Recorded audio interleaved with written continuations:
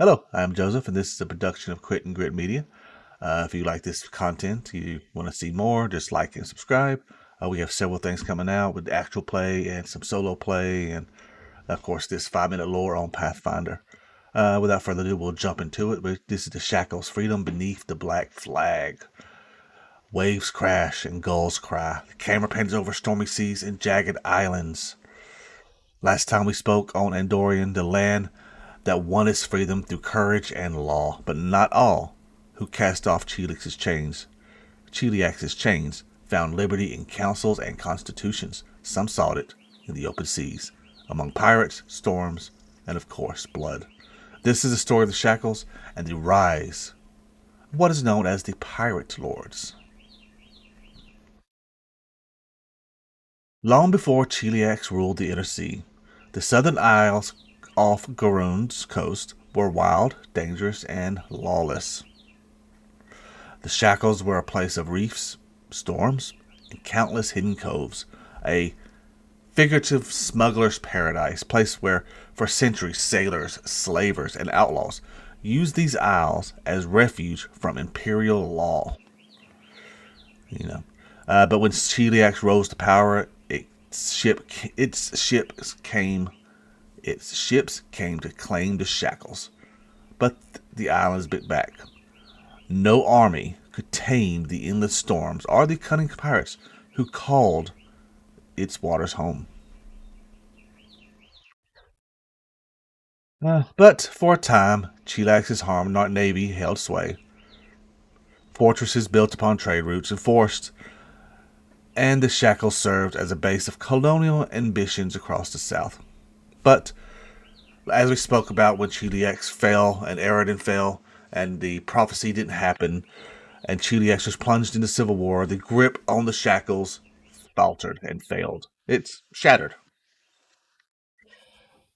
Galleons that would once painted crimson now burned in the harbors, governors fled, and those left behind were hunted down. Think of being in the Caribbean, and all of a sudden just pirates would say, hey, we're in charge now. From the ashes of Cheliax's failed dominion, a new age of power rose. Not forged by the crowns or contracts, but by cutlass and courage.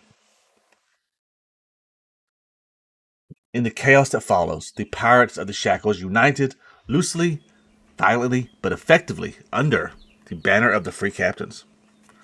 Each ship became its own sovereign power. Its crew, bound by their own moral code, they raided the coasts of Cheliax, Andorian, and even the distant Rahodum. But even pirates need order, or sort of. So, to keep this order, to keep the peace among themselves, they formed what was now known as the Pirate Council, a gathering of the most notorious captains who decided matters of war, trade, and treasure. I think of the Pirates of the Caribbean. I think it's episode of movie 2 where all the pirates get together. They have their little pieces of AIDS and they decide stuff.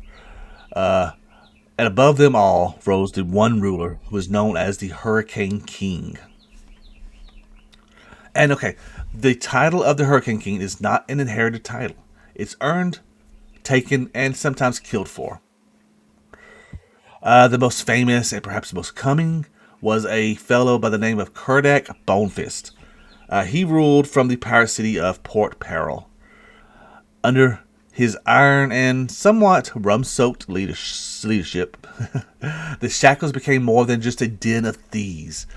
It became a nation of outlaws, feared by merchants and navies alike. Countries would avoid the Shackles on their routes just because of his almost bloodthirsty leadership, his bloodthirsty approach to things.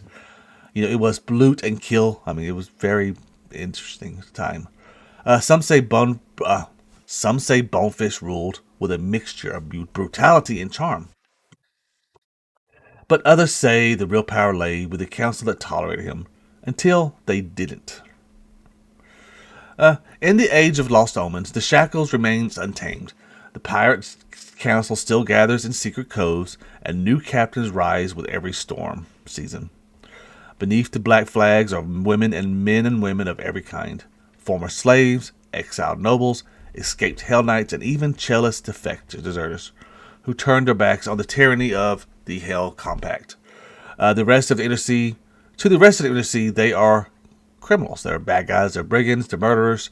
But to those who live under Black Flag, to them, they are the last true free people, owing loyalty to no God, no king, no nation, no council, no democracy, no nothing.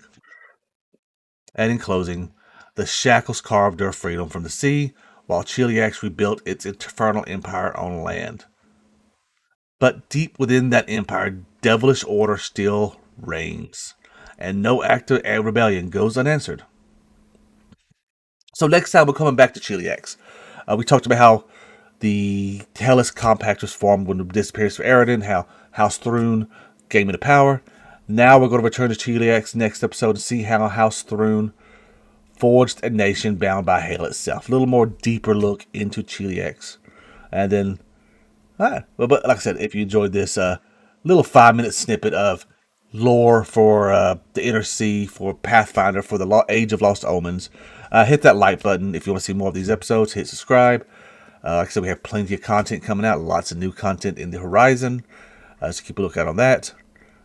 Thank you. This is Joseph, and this is a production of Crate and Grit Media.